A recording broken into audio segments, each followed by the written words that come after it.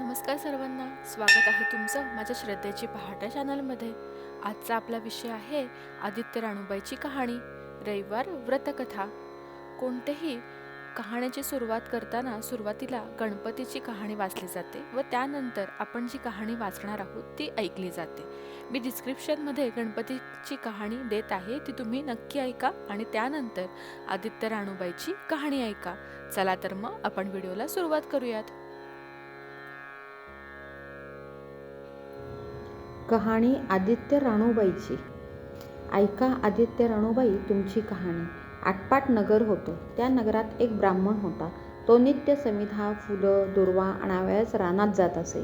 तिथे नागकन्या, देवकन्या वसा वसत होत्या. काय ग बायांनो, कसला वसा वसता तो मला सांगा. तुला रे वसा कशाला हवा? उठशील मातशील, घेतला वसा टाकून देशील. ब्राह्मण म्हणाला, उतत नाही, मातत नाही, घेतला वसा टाकीत नाही.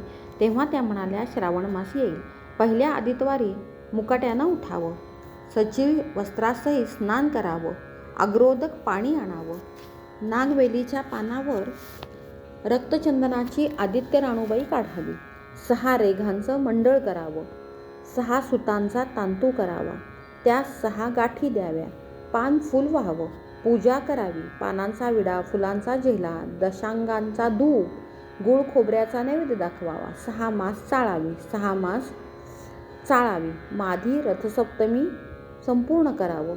संपूर्णास काय करावं? गुळाच्या पोळ्या, बोटव्यांची खीर, लोणकढं तूप, मिहून जेवू सांगावं. असेल तर चिरचोळी द्यावी, नसेल तर जोड गळसरी द्यावी, नसेल तर 2 पैसे दक्षिणा द्यावी आणि आपल्या व्रताचं उद्यापन करावं. असा वसा ब्राह्मणानं केला. त्याला सूर्यनारायण प्रसन्न झाला. भाग्यलक्ष्मी आली. तेव्हा राजाच्या राणीनं ब्राह्मणास बोलावून धाडलं. ब्राह्मण जाते वेळेस भिवू लागला, कापू लागला. तेव्हा राजाचे राणीनं सांगितलं की भिवू नको, कापू नको, तुझ्या मुली आमचे येथे द्या. आमच्या मुली गरीबाच्या, तुमच्या घरी कशा द्याव्या? दासी कराल, बटकी कराल. राणी म्हणाली, दासी करीत नाही, बटकी करीत नाही, राजाची राणी करू, प्रधानाची राणी करू. मार्गेश्वराचा महिना आला. ब्राह्मणानं लगीन करून मुली दिल्या. एक राजाचे घरी दिली, एक प्रधानाचे घरी दिली. गेल्या पावली मुलींचा समाचार घेतला नाही. 12 वर्षांनी समाचारास ब्राह्मण गेला. राजाच्या घरी गेला. लेकीनं बसायला पाट दिला, पाय धुवायला पाणी दिलं. बाबा बाबा गूळ घ्या, पाणी प्या. गूळ खात नाही, पाणी पित नाही. माझी कहाणी करायची आहे, ती तू ऐक. तुझी कहाणी ऐकायला मला काही वेळ नाही. राजा पारधीला जाणार आहे, त्याला जेवायला उशीर होईल. तोच त्याचे मनात राग आला. तेथून निघाला, प्रधानाच्या घरी गेला.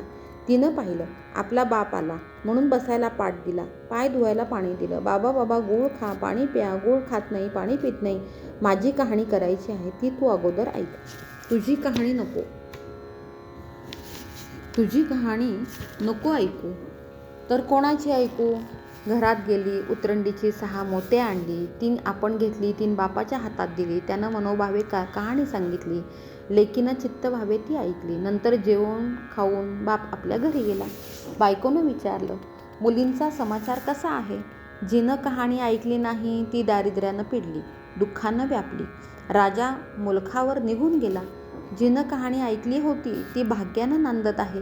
इकडे दरिद्री जी झाली होती तिनं आपल्या लेकाला सांगितलं, मावशी घनघोर नांदत आहे, तिकडे जाऊन काही दिलं तर घेऊन ये. पहिल्या आदित्यवारी पहिला मुलगा उठला. तळ्याच्या पाळी जाऊन उभा राहिला. अगं अगं दासींनो, तुम्ही दासी कोणाच्या? आम्ही दासी प्रधानाच्या. प्रधानाच्या राणीला जाऊन सांगा, तुमच्या बहिणीचा मुलगा आला आहे. कसा आला आहे, काय आला आहे? फाटकं नेसला आहे, तुटकं पांघरला आहे, तळ्याच्या पाळीला उभा आहे. परसदारानं घेऊन या. परसदारानं घेऊन आल्या. नऊ माखू घातला, पितांबर नेसायला दिला, जेऊ खाऊ घातलं, कोहळा पोखरला, होन मोहरा भरल्या. बाबा कोठे ठेवू नको, विसरू नको, घरी जतन करून जा. वाटेनं आपला जाऊ लागला तो सूर्यनारायण माळ्याच्या रूपानं आला. हातीचा कोहळा काढून नेला. घरी गेला. आईने विचारलं, काय रे बाबा, मावशीनं काय दिलं? दैवे दिलं, कर्मानं नेलं. कर्माचं फळ पुढं उभं राहिलं. मावशीनं दिलं होतं ते सर्व गेलं. पुढं दुसऱ्या आदित्यवारी दुसरा मुलगा गेला. तळ्याच्या पाळी जाऊन उभा राहिला. अगं अगं दासींनो, तुम्ही दासी कोणाच्या? आम्ही दासी प्रधानाच्या. प्रधानाच्या राणीला माझा निरोप सांगा. त्यांनी सांगितला. मग प्रधानाच्या राणीनं त्याला घरी नेऊन 9 माखू घातलं, पितांबर नेसायला दिला, जेऊ खाऊ घातला, काठी पोखरून होन मोहरांनी भरून दिली. बाबा बाबा कुठे ठेवू नको, विसरू नको, घरी जतन करून घेऊन जा म्हणून सांगितलं. वाटेत सूर्यनारायण गुराख्याच्या रूपानं आला. हातची काठी काढून घेतली, घरी गेला. झालेली गोष्ट राणीला सांगितली. दैवे दिले ते सर्व कर्मानं नेलं. पुढं तिसरे आदित्यवारी तिसरा मुलगा गेला. तळ्याच्या पाळी उभा राहिला. त्यालाही पहिल्यासारखं प्रधानाच्या राणीनं घरी नेऊन नऊ माखू घातला, पितांबर नेसायला दिला, जेऊ खाऊ घातला, नारळ पोखरून होन मोहरांनी भरून दिला. कोठे ठेवू नको, विसरू नको म्हणून सांगितलं. घरी जाताना विहिरीच्या काठी नारळ ठेवून पाणी प्यायला विहिरीत उतरला. तो नारळ गडगडून विहिरीत पडला. घरी गेला. आईने विचारलं, काय रे बाबा, मावशीनं काय दिलं? आई गं, मावशीनं दिलं, पण दैवानं दिलं ते सर्व बुडालं. चौथ्या आदित्यवारी चौथा मुलगा गेला. तळ्याच्या पाळी उभा राहिला. त्यालाही प्रधानाचे राणीनं घरी नेऊन नऊ माखू घातला, पितांबर नेसायला दिला, जेऊ खाऊ घातले, त्याला दह्याची शिदोरी दिली, होन मोहरा घालून बरोबर दिली. सूर्यनारायण घारीच्या रूपानं आला. हातची शिदोरी घेऊन गेला. घरी गेला. आईनं विचारलं, काय रे बाबा, मावशीनं काय दिलं? आई गं, मावशीनं दिलं, पण दैवानं ते सर्व नेलं. पाचव्या आदित्यवारी आपण उठली. तळ्याच्या पाळी उभी राहिली. दासीनं तिचा निरोप तिच्या बहिणीला सांगितला. बहिणीनं तिलाही परसदारी नेली, न्हाऊ घातली, माखू घातली, पाटावर बसायला दिली. प्रधानाची राणी आदित्यवाराची कहाणी करू लागली. काय वसा करतेस तो मला सांग. बहीण म्हणाली, अगं चांडाळणी, पापिणी, बापाची कहाणी ऐकली नाहीस म्हणून तुला दारिद्र्य आलं. राजाच्या राणीनं विचारलं, याला काय उपाय करू? तेव्हा तिनं वसा सांगितला. ती बहिणीच्या घरी राहिली. श्रावण मासाला सांगितल्याप्रमाणे सूर्यनारायणाची पूजा केली. इकडे राजाला भाग्य आलं. राजानं बोलावं धाडलं, मावशी मावशी मावशी, तुला छत्र आली, चामरं आली, पाईक आले, परवर आले. मला रे पापिणीला छत्र कुठली, चामरं कुठली, पाईक कुठले? बाहेर जाऊन दाराशी बघतात तो राजा बोलावं आला होता. राजा आला तशी घरी जायला निघाली. एकमेकींना बहिणी बहिणींनी आहेर केले. वाटेने जाऊ लागली. तो पहिल्या मजलेस स्वयंपाक केला. राजाला वाढलं, आपलं पान वाढून घेतलं. तेव्हा कहाणीची आठवण झाली. करा रे हाकारा, पिटा रे डांगोरा, नगरात कोणी उपाशी आहे का याचा शोध करा. उपाशी नाही, काही नाही. वाटेनं एक मोळी विक्या जातो आहे. त्याला म्हणाले, आमच्या बाईची कहाणी ऐकायला ये. तुझ्या बाईची कहाणी ऐकून मला काय फळ, माझं पोट भरलं पाहिजे. असं म्हणून तो राणीकडे आला. तशी 6 मोती राणीनं घेऊन 3 त्याला दिली व 3 आपल्या हातात ठेवली.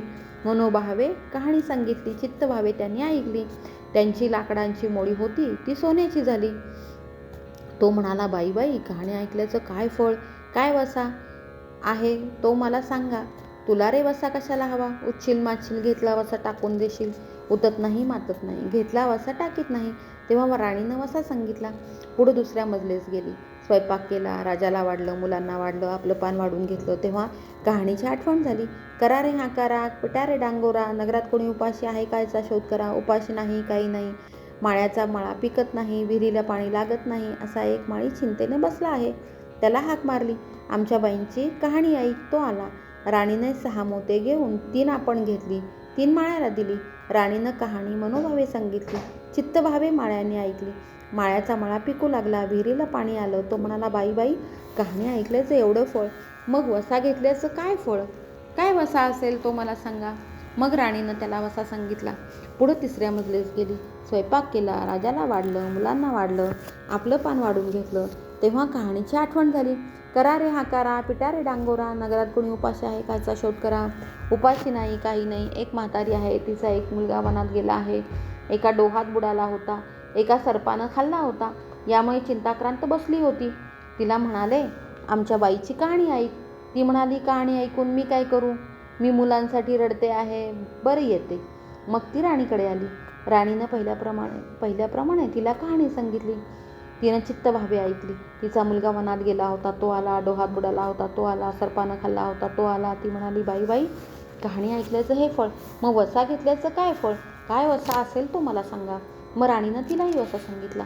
पुढे चौथी मजलीस गेली. स्वयंपाक केला. राजाला वाढलं, मुलांना वाढलं, आपलं पान वाढून घेतलं. तेव्हा कहाणीची आठवण आली. करा रे हाकारा, पिटा रे डांगोरा, नगरात कोणी उपाशी आहे का याचा शोध करा. उपाशी नाही, काही नाही. काना डोळा, मांसाचा गोळा, हात नाही, पाय नाही, असा एक मनुष्य रस्त्यामध्ये होता. त्याच्या अंगावर तांब्याभर पाणी ओतलं. पालता होता तो उताणा केला. 6 मोते होते. 3 मोते त्याच्या बेंबीवर ठेवली, 3 मोते आपण घेतले. राणीने मनोभावे कथा सांगितली. ती त्यानं ऐकली. त्याला हात पाय आले, देह दिव्य झाला. तो म्हणाला, कहाणी ऐकल्याचं एवढं फळ, मग वसा घेतल्याचं काय फळ, काय वसा तो मला सांगा. मग राणीनं त्याला वसा सांगितला. 5व्या मुक्कामास घरी आले. स्वयंपाक केला. सूर्यनारायण जेवायला आले. 7 दरवाजे उघडले. लोह गंगाळ पाणी तापवलं. षड्रस पक्वाने जेवायला केली. सूर्यनारायण भोजनास बसले. त्यांना पहिल्या घासास केस लागला. ते म्हणाले, अगं अगं, कोणा पापिणीचा केस आहे.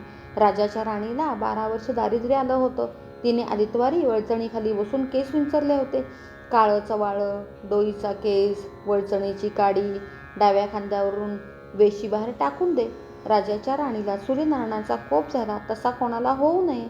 ब्राह्मणाला, मोळीविक्याला, राजाच्या राणीला, माळ्याला, म्हातारीला, कानाडोळा, मांसाचा गोळा इतक्यांना जसा सूर्यनारायण प्रसन्न झाला तसा तुम्हा आम्हा हो.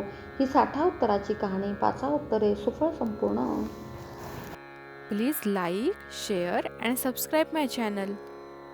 माझा हा व्हिडिओ बघितल्याबद्दल धन्यवाद.